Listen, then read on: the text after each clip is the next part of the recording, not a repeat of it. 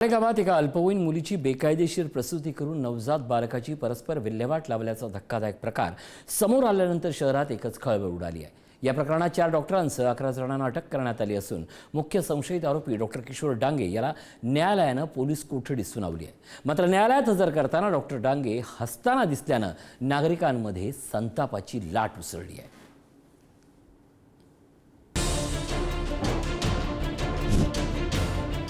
मालेगावात एका अल्पवयीन मुलीची बेकायदेशीर प्रसूती करून नवजात बालकाची परस्पर विल्हेवाट लावल्याचा धक्कादायक प्रकार समोर आल्यानंतर शहरात एकच खळबळ उडाली आहे। या प्रकरणात 4 डॉक्टरांसह 11 जणांना अटक करण्यात आली आहे। मुख्य संशयित आरोपी डॉक्टर किशोर डांगे यांना न्यायालयानं पोलीस कोठडी सुनावली आहे। मात्र न्यायालयात हजर करताना डॉक्टर डांगे हसतमुख दिसल्यानं नागरिकांमध्ये संतापाची लाट उसळली आहे।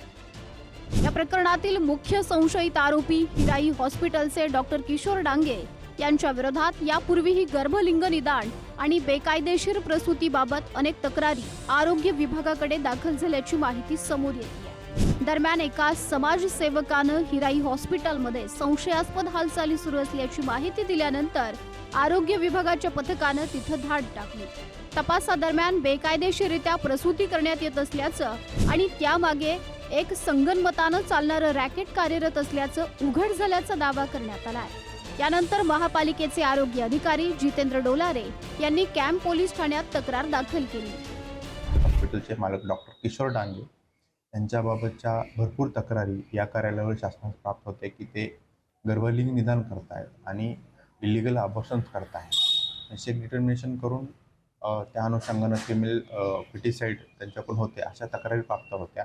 अवैध प्रसूती आणि बालकाला विक्री करणं आणि ते पण एक रॅकेट त्याच्या पाठीमागं कार्यरत आहे आणि याच्यातून संशय आल्यानंतर आम्ही पोलिसांशी संपर्क साधला।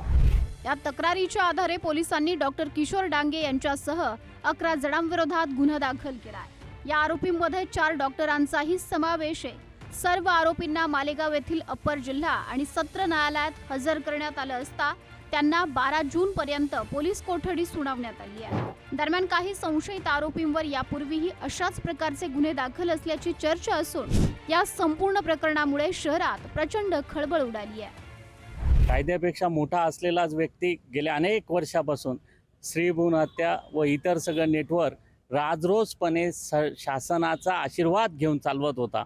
असंच या निमित्ताने उघड झालं हे स्पष्ट होत आहे। कुठेतरी कायद्याचा धाक असला पाहिजे, कुठेतरी निर्लज्जपणाचा कळस डॉक्टर किशोर डांगे यांच्या न्यायालयातल्या वर्तणुकीवरून दिसून येतो। त्यांच्या मागे कोण आहेत, त्यांना कोणाचा राजाश्रय प्राप्त होता आणि ते कितक्या दिवस अशा प्रकारचं हे जे सिंडिकेट होतं ते कसे चालवत होते याची सखोल चौकशी झाल्यास नक्कीच डोळे पांढरे होतील। या गंभीर प्रकरणात मुख्य संशयित आरोपी डॉक्टर किशोर डांगे यांच्या वर्तनानंही अनेक प्रश्न निर्माण केले। पोलिसांनी न्यायालयात हजर केलं असता त्यांच्या चेहऱ्यावर कुठलाही तणाव किंवा पश्चाताप दिसून आला नाही। उलट ते हसतमुख असल्याचं दृश्य समोर आल्यानं सोशल मीडियावर संतप्त प्रतिक्रिया उमटतात। अल्पवयीन मुलगी, बेकायदेशीर प्रसूती आणि नवजात बालकाच्या कथित विल्हेवाटीच्या आरोपांमुळे आधीच संतप्त असलेल्या नागरिकांच्या भावना आणखी तीव्र झाल्यात। ये जब नाबालिग लड़की थी तो उसकी डिलीवरी की मालूमात करने के लिए इन्होंने पहले इन्फॉर्म करना चाहिए था। हेल्थ ऑफिसर को मालूमात देना चाहिए था। उसी लिए गायनिक होना चाहिए था। पेडियाट्रिक डॉक्टर वहाँ पे हाजिर रहना चाहिए था। ये सब चीज़ों का कानून के जो तरतूदी है उसका सबका ये लोग ने उल्लंघन किया है और ये इन्होंने बेकायदेशीर ये लड़की की डिलीवरी की है। और उनका ये भी कहना था कि लड़की की माँ भी जब डिलीवरी हो गई उसके बाद वो गायब हो गई थी। ये सब चीज़ें कहते हुए उन्होंने गुन्हे दाखल किए। कोर्ट में आज आर्गुमेंट हुआ और कोर्ट ने इनको 12 तारीख तक पुलिस कस्टडी में रखने का उनको आदेश किया। या प्रकरणावर पोलीस अधिकृत प्रतिक्रिया देण्यास टाळाटाळ करत असले तरी तपासाचा वेग वाढवण्यात आला। मात्र या संपूर्ण रॅकेटमध्ये आणखी कोणाचा सहभाग आहे का, यामागे प्रभावशाली व्यक्तींचा वरदहस्त होता का, तसंच यापूर्वीच्या तक्रारींवर वेळेत कारवाई का झाली नाही, असे अनेक प्रश्न उपस्थित होतात। त्यामुळे आता पोलीस तपासातून नेमके काय निष्पन्न होते आणि या प्रकरणाची व्याप्ती किती मोठी आहे याकडे संपूर्ण राज्याचं लक्ष लागलंय। प्रदीप पाटील, पुढारी न्यूज, मालेगाव.